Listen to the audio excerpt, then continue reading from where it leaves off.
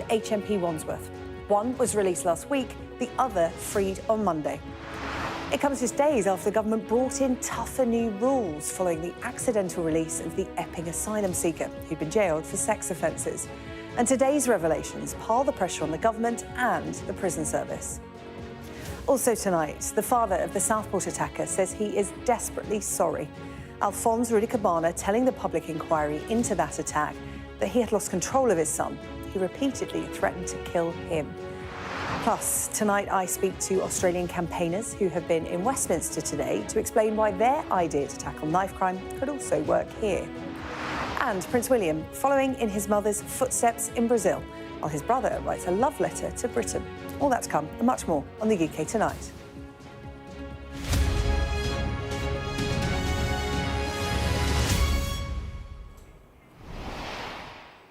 We begin tonight with a search for not one, but two prisoners released by mistake. Authorities currently searching for 24-year-old Brahim Kadur Sharif and 35-year-old Billy Smith, both released in error from HMP Wandsworth in southwest London.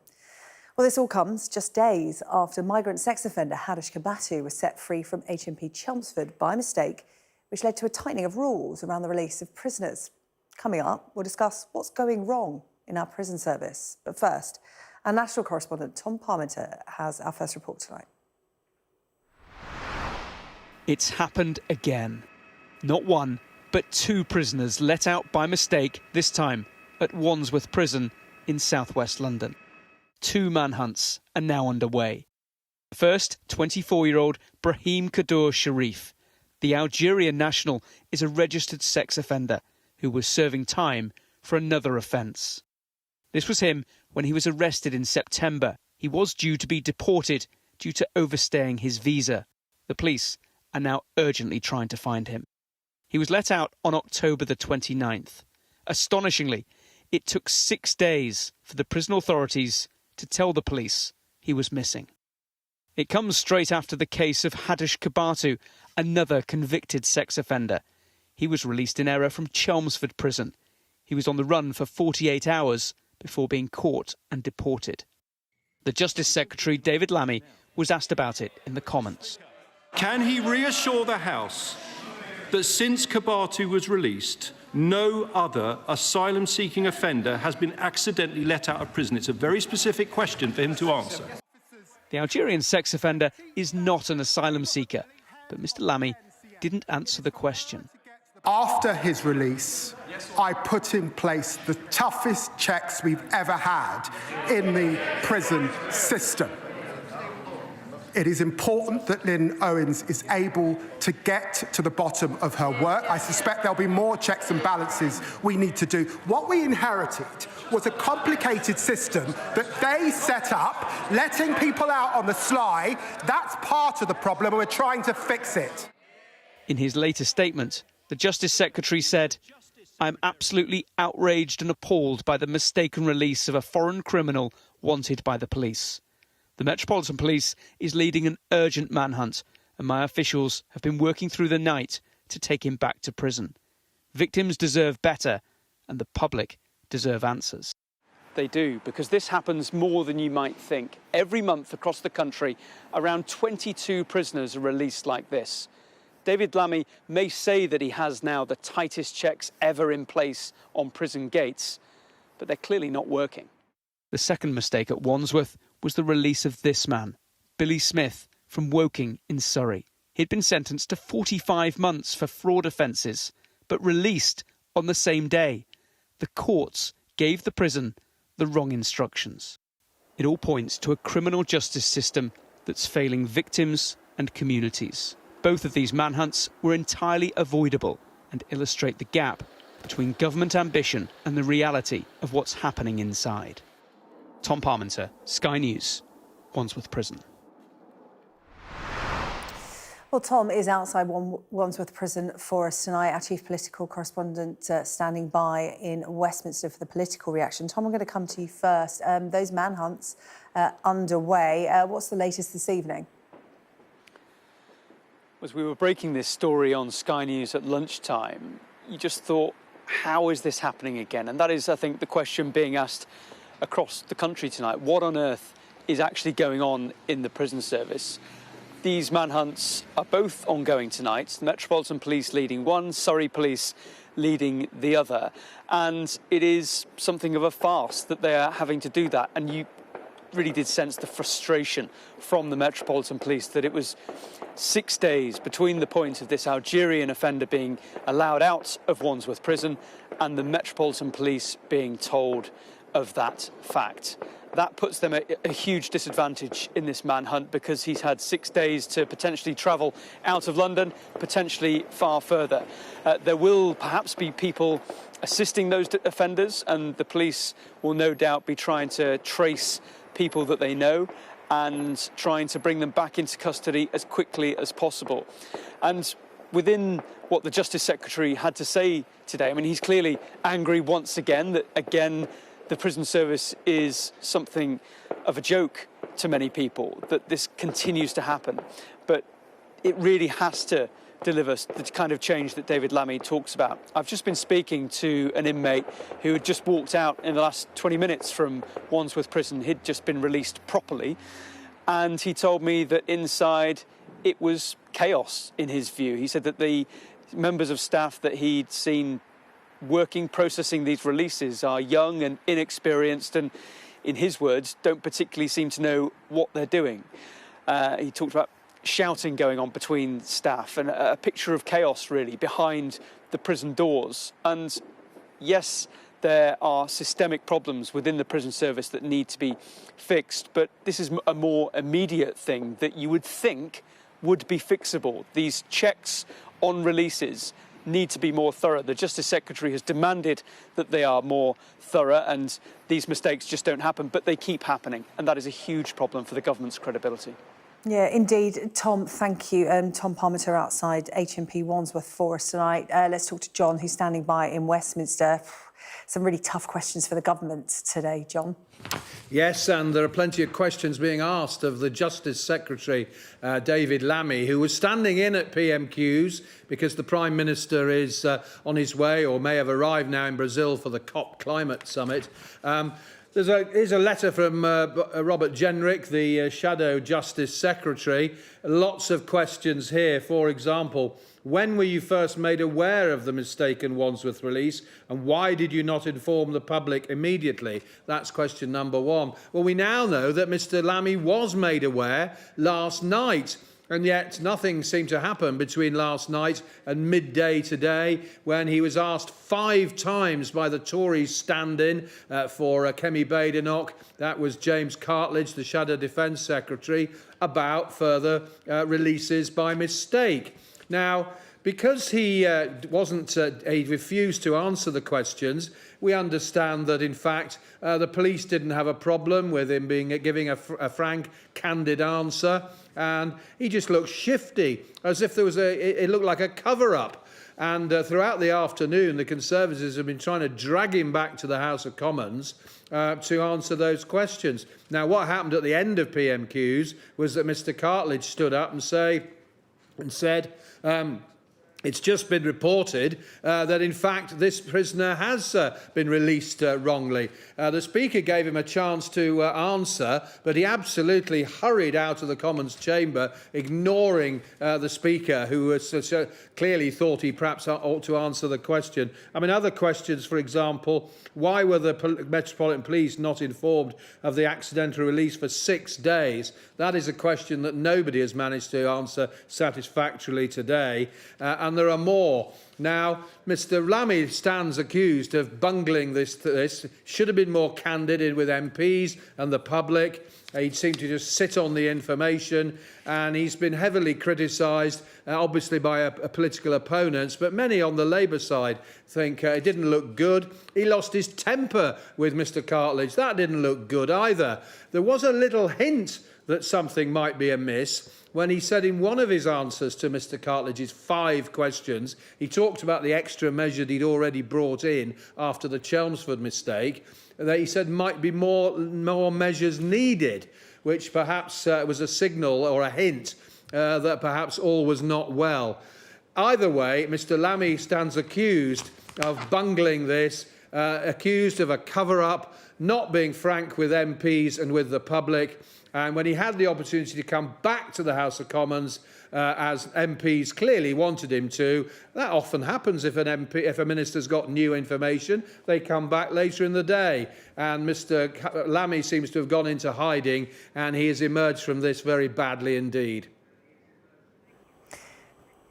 John, thank you. John Craig with the latest from Westminster. Well, let's speak now to Mark Fairhurst, National Chair of the Prison Officers Association. Good to see you tonight, Mark. Thank you for coming on to talk about this breaking news. We understood that the government had brought in more checks and tighter rules around prisoner release following that high-profile mistaken release of Hadish Kabatu a couple of weeks ago. And now this. What was your reaction when you heard the news? Well, I was as shocked as everybody else, but what I can confirm in this instance is that this was a clerical error. The warrant from the court didn't arrive, which meant we didn't have the legal authority to hold the prisoner in custody. So quite correctly, we had to release them. So somewhere between a court and Wandsworth Prison, we haven't received a warrant. So a mistake was made in paperwork and this prisoner has now been released. In terms of how this happens, Tom Parmenter, our national correspondent outside HMP Wandsworth tonight, was saying that actually this is more common than the public may be aware of. Of course, these two prisoners being released by mistake, making the headlines because, as I said, it comes hot on the heels of the mistaken release of Hadish Kabatu and the government saying, you know, this won't happen again, we're tightening up the rules. But 22 prisoners are mistakenly released every month. How can that happen? Well, this is what shocks me more than anything. The leaders of this service have known that for at least the last 18 months, there have been regular occurrences of releases in error. 262 up to March 2025. That's over 100% increase on the year before. So why is it only now, due to these high-profile releases in error, have leaders of this service decided to take action? We need to look at what's gone wrong. We need to put it right, but we need to do that rapidly. Yeah, and in terms of the government's plan for this early prisoner release scheme, we know the reasons behind that is because the UK prisons are, you know, nearly at capacity. We know that. So they've introduced that, which obviously adds to more prisoners being released from prisons every month. And the government may argue that that plan itself isn't flawed. It's there for the reasons they state, but the support system is flawed. The services within the prison stretch. Tom Parmenter, our correspondent there, talking about a conversation he had with a prisoner who was released, genuinely released this evening, and he spoke of a scene inside the prison of chaos when it came to his release. Inexperienced young staff all shouting at each other. Nobody seemed to know what was going on. The service itself can't seem to cope with the simple demands, but the high number of demands being made of them. Yes, so the problem is, Sarah, that there's a lot of pressure on the entire criminal justice system. It's not just prisons, it's probation, it's police, it's the court system. And that's why the POA have called for a Royal Commission into the entire criminal justice system so we can find out what's going wrong and put it right. And this is down to decades of underinvestment from successive governments. We have a severe lack of training for staff, and especially in reception areas and for discharging managers. They don't get any training whatsoever. You could be a prison officer today and in a few days' time get promoted, be discharging prisoners from reception. You haven't received any training whatsoever and you're relying on experienced staff to guide you. And of course, the offender management units who process prisoner calculations because of these early releases, they have to use pen and paper. In a digital world, we haven't had modern systems to assist us. So we need investment in the infrastructure as well. I may be labouring a point here, but I think for people watching at home, we all have processes that we go through at work, you know, for whatever procedure it may be. And the release of a prisoner, as you said, comes with paperwork. It may not all be digital at the moment. It's quite an old-fashioned system, as you said, pen and paper being used. But talk us through the process of how a prisoner who's committed a crime can be released mistakenly. Where are the mistakes being made? You highlighted that mistake that was made at court that meant that a prisoner didn't go to HMP Wandsworth was released, and that was because the wrong information was given. By the time the right information did get given to them, he'd already gone free and now there's a manhunt. But talk us through the nuts and bolts of how 22 prisoners a month are mistakenly released. Well, quite often a prisoner will come into prison and because of the early release scheme, their sentence will have to be recalculated to release them at the 40% mark. If that calculation is incorrect, we release them early. If remand time isn't taken into account, they get released early. It's quite often that we haven't got the correct information from the Home Office if they need to be deported, or we haven't got the correct warrant in place or licence conditions. So a lot of things can go wrong, but this is down to the pressure on staff. Are they trained sufficiently to calculate sentences? And of course, it's not a straightforward process because we don't have digital systems that can assist us progress and process these sentences. So it's more investment and a longer term plan that's needed to address these issues. There's not going to be changes overnight. So when you hear the government say, look, we've brought in more checks and tighter rules, that sort of, that's just words. That's not, in effect, coming in to force in prisons. They can do no more, if you like. The thing is, so far, those additional checks brought in by David Lammy, which consist of 30 checks prior to someone's release by a duty governor and 12 checks by the discharging manager in reception, they've been successful. They were at fault in this instance. One of them was due to the court giving us the wrong information, and the other was because we didn't have a warrant to hold that person. So the checks have actually worked so far. What I would hope from this independent review, which is being conducted by Dame Owens, is that she realises that we need investment in IT, we need investment in staff training, we need specialist staff in receptions. But what I would like to see is a standardisation across the entire estate for sentence calculation and discharge processes in reception, because we know every reception has its localisms. So although we achieve the same aim and follow the same processes, there are differences in how we do that. And I think we now need to standardise it. And we definitely need a senior manager based in reception full-time to oversee every discharge and every reception process. Yeah. And those, on average, 22 prisoners mistakenly released every month. As you've quite rightly pointed out, this isn't a new thing. This has been going on for, a year, 2 years. This is a statistic that occurs every month. These are high profile because of, recent events and the release of Hadish Kabatu. But how do you get those prisoners back? Do you get them back? What's then the process that kicks in? We talk about manhunts. Are there manhunts for every 22 prisoners each month?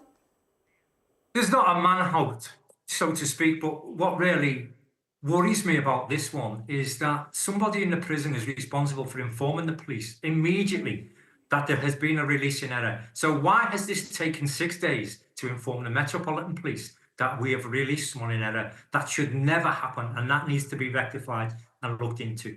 So what should happen is we tell the police and they put a warrant out for their arrest, and if they pick them up, they pick them up.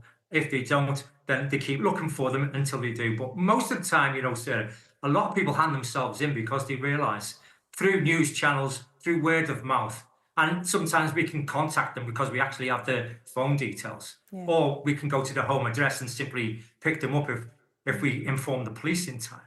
A lot of people hand themselves in and we pick them up at home or in their hostel address, wherever they're in an approved premises. So quite often, a lot of these people realise there's been a mistake, hand themselves in, or are easily picked up.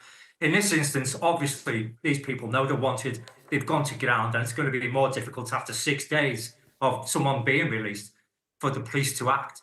And that really is a concern for me. This should have been acknowledged straight away, and the police should have been informed. Mark Fairhurst, really good to talk to you tonight. Thank you so much for coming on to give your reaction to that breaking news today. Mark Fairhurst, there's National Chairman of the Prison Officers Association. Appreciate your time. Thank you. The father of the Southport attacker has told the public inquiry that he is desperately sorry about what happened. Axel Rudakubana said that he was frightened of his son, who had threatened to kill him on a number of occasions. Sky's Katie Barnfield reports. There's a knife up there, it's been disarmed. Any more kids in there? When Axel Rudakubana carried out his deadly attack on a children's dance class, his behaviour shocked the country. But his father told the attack inquiry that violence from his son was nothing new, and that he'd seen it so much he became conditioned to expect it. In one incident in early 2024, months before the Southport attack, the inquiry was told Axel Rudakubana poured an entire bottle of oil over his father's head and threatened to kill him. His eyes were very red, and it seemed like he had some kind of mental anguish, some kind of mental pain. He was poking my chest and saying, "If you get me out of here, this house, it may take a day, a week, or it may be years. I will kill you, and trust me, I will kill you." The inquiry's lawyer, Nicholas Moss-Casey, accused Alphonse of undermining the agencies trying to deal with his son's violence. Mr Moss said his father had called up Childline to complain about them reporting him to the police when he said he wanted to stab someone.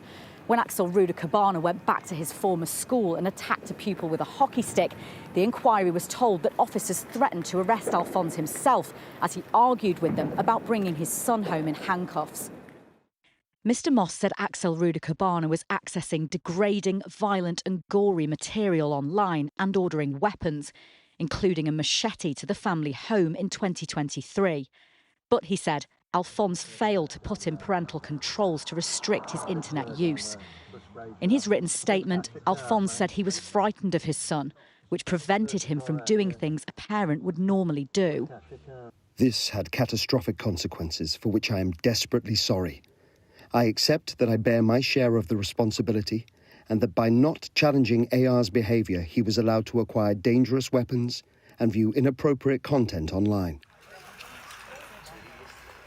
Alphonse Rudakubana told the inquiry he now accepts he was very naive, that he had lost control as a father and no longer had any power over a son who would go on to kill.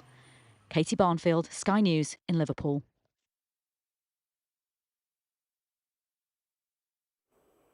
Still to come on the UK tonight, we'll have the latest from Rio, with Prince William set to announce the winners of his Earthshot Prize. Meanwhile, his brother, Prince Harry, expresses his love for all things British, despite living in California, while bringing his love letter to the UK. And the chief executive of Maccabi Tel Aviv tells Sky News their match against Aston Villa has been taken over by people who spew hatred. Now the latest from Birmingham.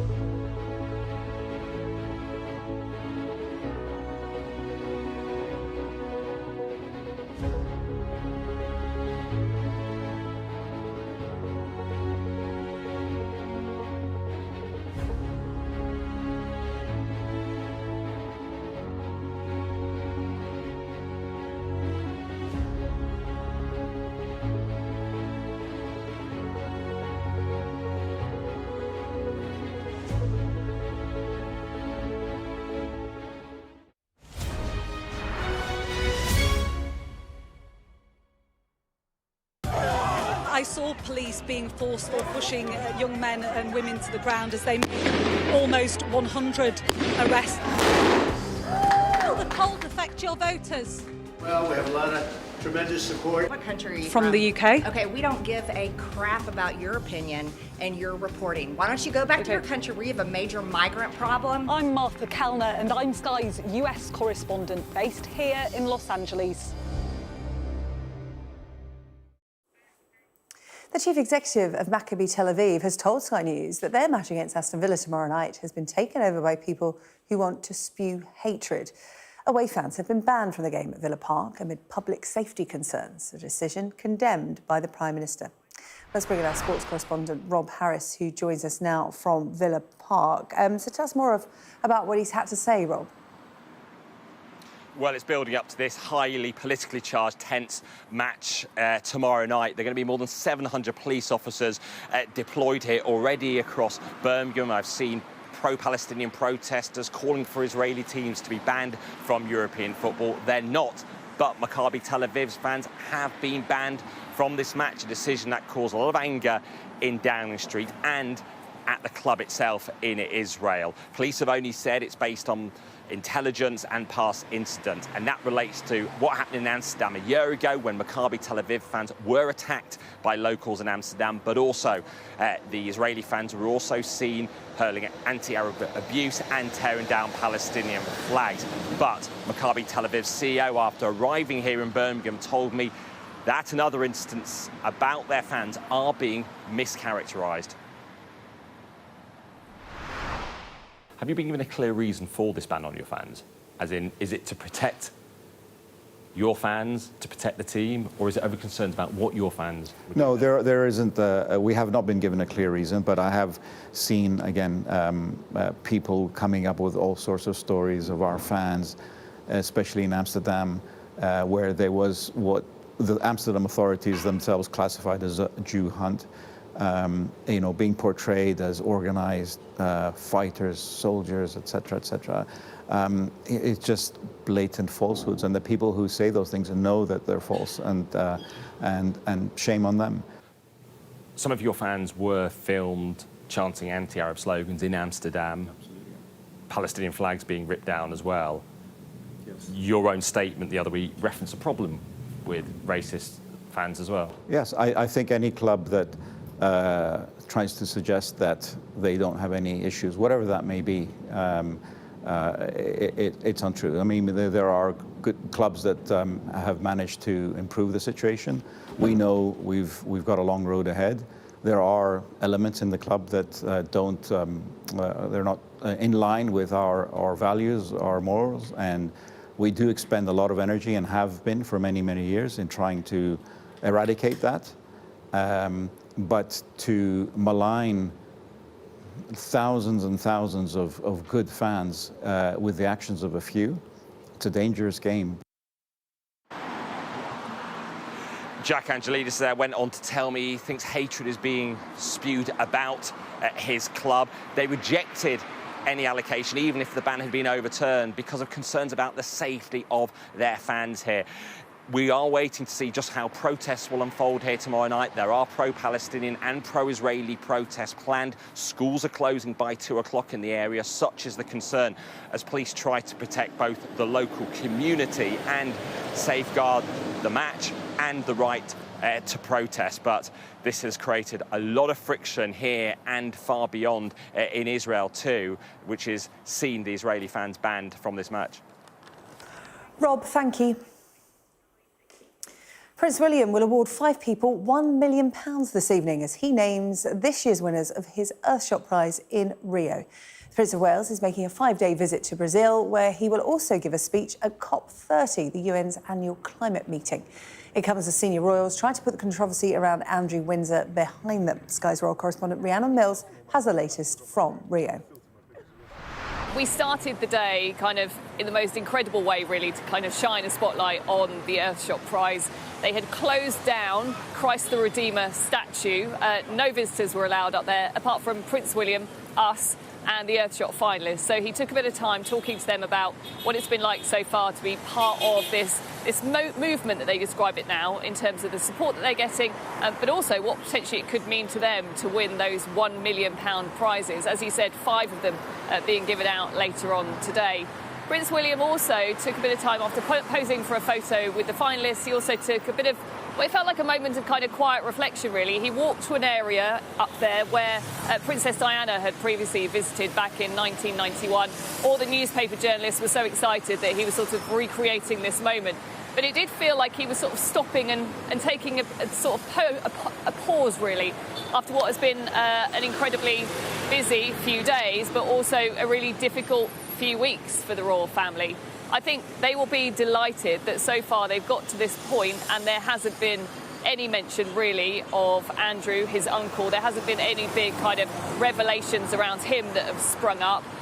The only thing today, though, is that people are starting to also talk about Prince Harry, because he's doing a trip to Canada at the moment to celebrate remembrance. He also released an essay today, quite a personal one as well, talking about his time serving in the armed forces, how it's easy for us to forget veterans. And so I think for Harry and William, both of them, well, they get frustrated really that we pit them against each other. But it does feel a bit like a bit of an own goal, the fact Harry's doing something at the same time as William. However, this evening, when the likes of Kylie Minogue, the singer Shawn Mendes hit the green carpet with Prince William, he hopes that he can sort of drag our attention back here and get us to focus on what he hopes is a positive message ahead of him heading to Belém and that COP climate conference tomorrow, where, of course, there is so much pessimism about whether or not anything meaningful can really come from it. Meanwhile, Prince Harry has expressed his pride at fighting for his country and his love for things that make us British in an essay to mark this year's Remembrance commemorations. Prince Harry wrote this: "Though currently I may live in the United States, Britain is and always will be the country I proudly served and fought for. The banter of the mess, the clubhouse, the pub, the stands, ridiculous as it sounds, these are the things that make us British. I make no apology for it. I love it. That same spirit lives in every member of our armed forces and the families who serve beside them." Prince Harry going on to say, "So as we bow our heads this weekend, let us remember not only the fallen, but the living, those who still carry the weight of war in body and mind, and the families who bear its memory in their hearts. If you live near them, knock on their door. If you see them around, shake their hand. And if you feel so inclined, join them for a cuppa or a pint to hear their story and remind them their service still matters." Still to come on the UK Tonight. I'm going to be joined by the Australian campaigners who have been talking to officials in Westminster today about why their idea to tackle knife crime could also work here in the UK.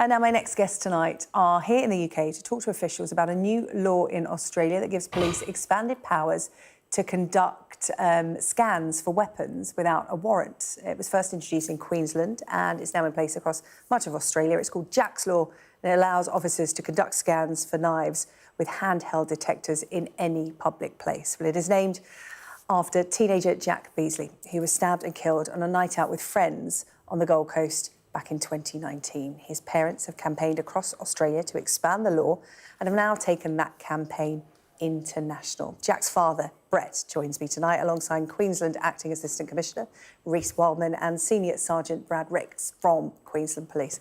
Gentlemen, welcome to the UK tonight. Thank you so much for coming in to see us. Thanks for having us. Thanks for having us. At the end of what has been a very busy day, because you've been knocking on doors in Westminster and they've been thrown open wide to talk about this. First of all, Rhys, perhaps you can explain to us, in this country we talk about stop and search. What's happening in Australia as a result of what you've done in Queensland, in Jack's name, is stop and scan. And this is all about tackling knife crime. Talk to me about how this came about. Yeah, obviously on the back of the tragic death of Jack, there was such a community outrage in Queensland around the circumstances for Jack's passing that it drove a groundswell of change, and luckily our politicians at the time and successive governments since then have had a bilateral support for bringing in these new laws, which is all about not stop and search. This is nothing about searching. This is about scanning, and it's using a device which Brad has here tonight as one of the devices we use. And it's actually looking at not the offenders so much, it's actually looking at the location. So we're thinking of places of mass gathering, train stations, shopping centres, those type of locations. And it's actually a victim-centric approach. Our focus is about reducing victims. It's not about targeting offenders. It's actually changing behaviour. So it's a handheld wand. Brad, perhaps you can demonstrate. Yeah, I've got one there. Yeah, so it's a handheld device that police officers will have across Australia now. Yeah. And Brett, you and your wife got involved, obviously, because of what happened to your son, Jack. And Rhys mentioned there that you wanted to have this to be a victim-centred approach and get the community on board. Talk to me about how you became involved. Well, we were involved, obviously, after Jack died, and we helped create these powers for these guys in Jack's Law. So, you know, as he said, it's all about community safety. And we don't want any other parent to go through what we've been through and still going through. So this law is absolutely groundbreaking in Australia. It works good, and it will work here in the UK. Yeah. Brad, show us how it works. You demonstrate on Rhys. So officers will have this. Very simple. They carry it on their belts. All police officers will carry it on their belts. Simple metal detector. Run across. If it detects the presence of metal, it vibrates, it's silent, red light goes off, and so the police then know that the person has something in their clothing or in their belongings, which is metal. And then the police then get the person to produce that. It doesn't then lead to a search. Yeah. And then if it's a lawful item, they go about their business. If it's an illegal item, then we deal with it then. It literally is a hands-off approach. And Rhys, I know you don't like the term stop and search. You're very keen to say this isn't a search, it's a scan. You'll be well aware of the controversy in the UK over stop and search, hugely controversial because it was criticised for disproportionately targeting minority groups, mainly young black men here in the UK, concerns over its misuse and its damage to public trust. What's your rebuttal to that? Because I'm sure that came up in your discussions in Westminster today. I know you met Sir Lindsay Hoyle and also representatives from the Metropolitan Police as well.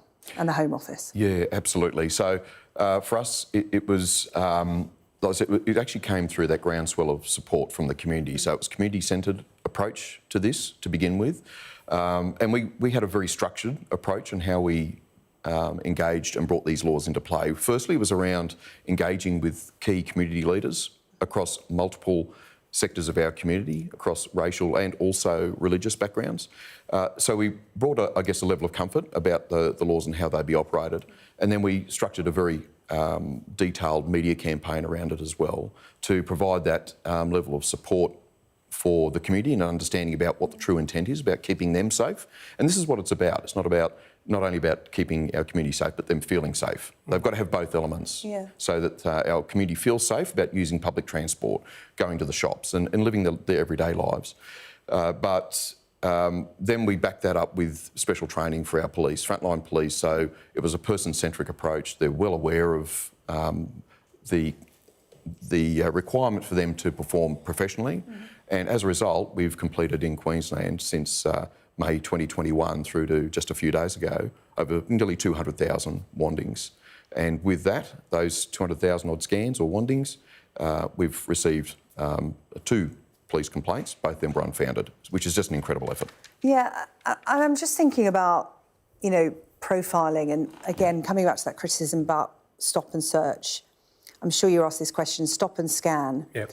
How would you know who to stop in terms of, would you have to have some kind of suspicion or probable cause, or is this done at random, much as you would do a bag search if you're going into a sports arena, for example? Totally random, SJ. So that's the whole intent, that anyone that walks through, like if you're walking into a train station, before you even enter the station, so you're walking into the foyer area, then police are waiting. They just randomly pick people out and scan them, so that it's not only about the scanning, but it's about the halo effect of safety that's created around the public. It's actually seeing police interacting in a positive manner with our community. So it's unbridled successes over in Australia.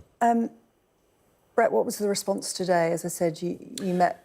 It was good. Representatives of the Home Office who, you know, knife crime is seen as something that's endemic in this country at the moment. Lots of issues going on, whether it's gang-related or just ordinary kids taking knives to school. It's scary. What were the kind of questions they were asking you? Well, it was very positive today. Sir Lindsay was really positive as well, and so was the at Scotland Yard. So, look, the questions, you know, the race thing, it doesn't matter what colour your skin is. It doesn't matter what agenda you are. If you're out in the community walking around armed with a knife, then these weapons will find it. So, look, as I said before, it works good in Australia and it will work here in the UK as well. Yeah, April 2023 to June of this year, 116,000 scans, 1,100 weapons seized. So, Brad, this is taking knives off the street in Australia. But in terms of tackling the root causes of night crime and being effective in that way, do you feel that's working? Have you got evidence to back that up, as it were? 100%. And statistics show that knife crime in the relevant areas has dropped. And as the Assistant Commissioner said, it goes beyond just the enforcement.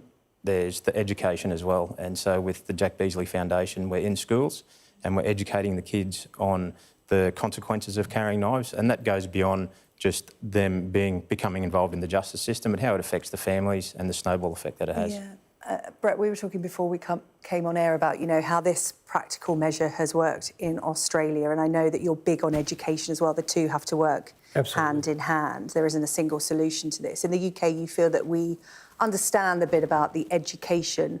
We're just a little bit to using a device and practical measures to take these knives off the street. And you've got to get used to that. Like, these aren't search powers, and we keep saying that it's not a stop and search, and that's what we had to get through to Scotland Yard today.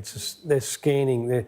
It's the same as walking through the airport and the bloke behind you calls you over and randomly scans somebody. So education is the key. We need to get to these kids at a young age and teach them the snowball effect and the repercussions of walking around armed with a knife.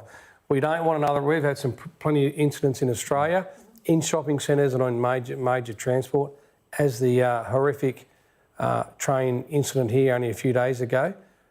It's out of control and something needs to be done about it. And I'm sure the UK community will agree.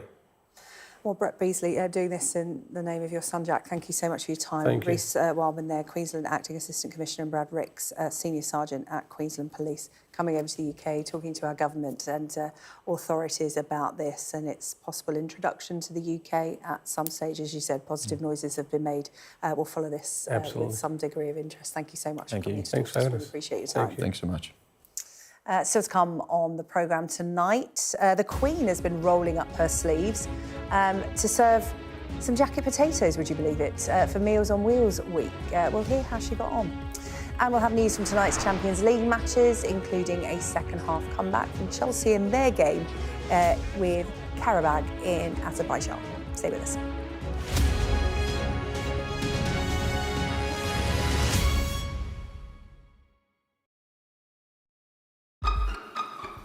We've got your Sunday mornings covered. From the front page and the sounds of the streets to the voices of the people who make the major calls and big picture politics beyond Westminster.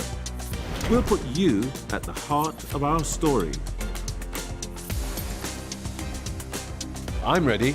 Are you? Join me, Trevor Phillips, Sunday mornings on Sky News. I'm Cordelia Lynch, Sky's Asia correspondent, based here in Bangkok. These slums, once gripped by fear and death. There is far less bloodshed now, but it hasn't gone away. Who's asking you to kill? The police will give me the orders, and after I kill the target, I throw the gun away. We try our best to uncover and unpick a fast-changing and deeply complex region. These large waterways provided an excellent source of body disposal. This is the Buriganga River, where victims who'd allegedly been shot dead were dumped. Sheikh Hasina, how confident are you that she will stand trial? She will stand trial, there's no doubt about that. We're going to take you to the very heart of a criminal network, going undercover inside Southeast Asia's scam centres for the very first time. We won't have any problems with police, it's okay. Just seen Imran Khan leave, and as we understand it, he's just been shot in the leg. They have decided that the only way they'll allow elections is if I'm inside jail or killed. Sky News get the full story first. Chinese vessels start encircling the boat we're on, blocking its path. The Chinese are now deploying water cannons, firing it directly towards our boat. We've discovered doctors across Delhi dishing out pills like this, claiming they will provide a lifelong cure for homosexuality. Rohingya people fleeing an escalating civil war. The situation here in Cox's is desperate. An already insecure place does feel a lot more precarious. Hello, welcome back. Coming up, we're going to speak to Spudman about his lunch service with Queen Camilla. You'll want to stay tuned for that one. But first, Jess is here with the sport, and it's all kicking off with just over 2 weeks to go until the Ashes. The sledging has already started, as it always does when it's in Australia. It starts very early, doesn't it? It does. We've got about, 15 days to go. And I like this stage because the Aussie media really ramp up their attempts to disrupt and cause a bit of disharmony in this England team. And they like to play this game of how many insults they can cram into a newspaper report about the England cricket team. It's absolutely exceptional. The headlines get really long, They do. Let me read one out for you because there was one, not on the back page of the sports pages of the West Australian, but the front page. Oh, yeah, the Ashes go straight on the front page. Goodness me. So the England captain, Ben Stokes, has landed in Australia, in Perth, for that first test on the 21st of November. The headline, Cocky Captain Complainer. And that's the headline you can read out. There were a few where I thought, I can't say that live on air, so I won't. And it's not just the captain that they've gone after and his teammates, but the style of England play. They play this way that's quite front foot, it's quite attacking. They called it dodgeball, bazball, and it's been labelled as dopey, carefree and careless. The Western kind of Australian media, they've been doing this for a while. You might remember back in 2013, Stuart Broad, he was part of the Ashes series back then, and they refused to print his image in the newspaper. Oh, they wouldn't even print his name, They wouldn't even print his name or his picture in the newspaper as a way to create some negativity. And the headline then, Smug Pommy cheats. Yeah, we get the idea. We'll give it back once we warm up, 15 days to go. But the Australian squad's been announced today, has it? Yeah, it has as well. There's been a recall for Marnus Labuschagne, who's playing some really good cricket at the moment. But this is an Australia side in a bit of a transitional period. They've got without the captain, Pat Cummins, he's injured, so he won't be involved. This might be the best chance that England have to win this in perhaps over a decade, maybe 15 years, since they last won in Australia, 2010, 2011. So it's all ramping up towards that in Perth, that first test on the 21st of November. Looking forward to it. That's the cricket. There's lots of football happening. Let's get you to that right away. Staying connected is vital for business. Sky Business sponsors this report.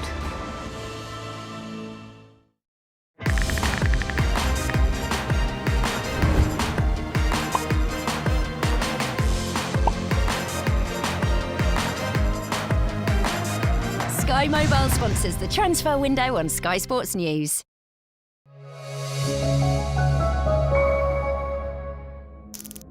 Right.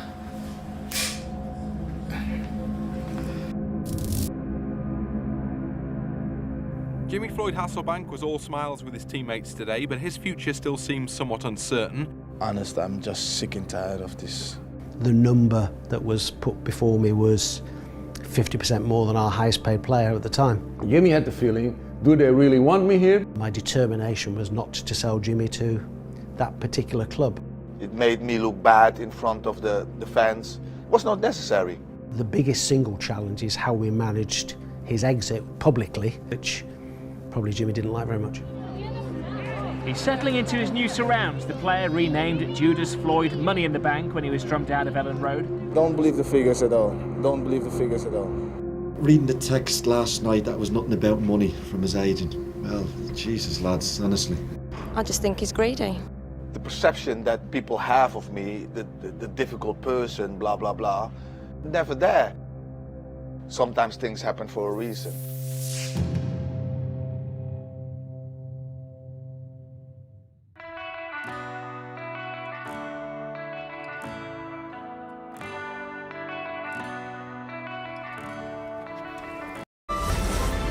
Sky Business sponsors this report. Now, the Queen rolled up her sleeves today, getting into the kitchen to serve jacket potatoes alongside a viral sensation. You may well be aware of the social media star Spudman. He met Spud Mom today and said Camilla was a natural as they served guests at a reception at Clarence House to celebrate Meals on Wheels Week. Well, I'm pleased to say Spudman, also known as Ben Newman, joins me now. Ben, good to see you. What a surreal day you have had. Very, very. I was so impressed with Her Majesty. She did very well, and she loved potatoes. Who doesn't love a jacket potato? And of course, you going viral on social media has reignited the nation's passion for the old humble Spud.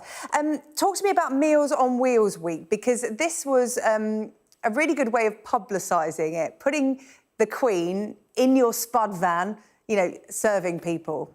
Absolutely. Well, it's all about giving your time and, you know, donating time for this GoVo and the Royal Society, the Royal Volunteer Society, and showing people that you can donate your time, even in like small little chunks, even if it's just half an hour on your lunch break, and the difference that can make to so many people.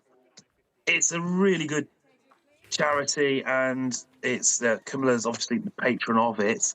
So getting her in a jacket potato trailer was fantastic. Did she have a lunch break? What filling did she have on her jacket potato? She went for the tuna spud.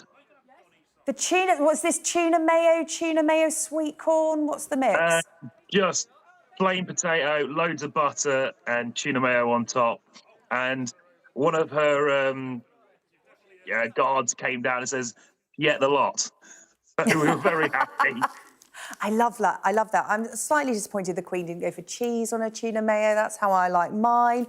But in terms of, she knew you, didn't she? Because she said that her son, Tom Parker Bowles, well-renowned food writer, she told you a little story about him. She'd done her research. She knew I was on dialysis. She knew Tom had been to see me and she'd asked him about it. And she knew I'd got plenty of kids and she asked me about that. So I was so impressed. She must have gone around the room and seen 20 or 30 other people before she got to me. And she, Spudman, Ben, how you doing? And yeah, I was blown away by everything she knew. I really was. I was really impressed with her. She's a lovely lady. Oh, you're being very humble. Apparently, the Queen said to you that her son had never forgotten the jacket potato that you served him when he visited your food truck last year. I mean, you're no stranger to royalty, are you? Because you've served showbiz royalty as well. Come on, name drop. Oh, Tom Walker, Teddy Swims, a few others, you know, along the way. Yeah, all those celebrities who are meant to be foregoing carbs. Nobody can resist a jacket potato. Listen, so good to talk to you, Ben. Thank you very much. Thank you for having me on. Thank you. Yeah, what an incredible, day you've had, and all for a great cause as well. Definitely one I'll remember for a long time. Yeah, I'm sure you will. And Ben, thanks so much. That's Ben Newman there, or Spudman, as he's known on social media, serving up jacket potatoes. Rather incredible as well. They'll make your tummy rumble if you look at social media tonight. Marking Meals on Wheels Week, grabbing the headlines for a great cause with members of the National Association of Care Catering. They cater for elderly and vulnerable people. Right, let's take a quick look at the weather. Well, it's going to stay unsettled into next week. Brisk winds bringing blustery showers or more persistent rain. England and Wales looking mostly mild and dry this evening. Not bad for fireworks, but Scotland can expect some patchy rain. Ireland and Northern Ireland will see drizzly outbreaks in the north and heavier showery rain in the south. There'll be some hill fog there as well. Britain looking mainly dry overnight, but Scotland and the southeast of England can expect some showery outbreaks. Ireland and Northern Ireland, meanwhile, will see rain spreading in from the south.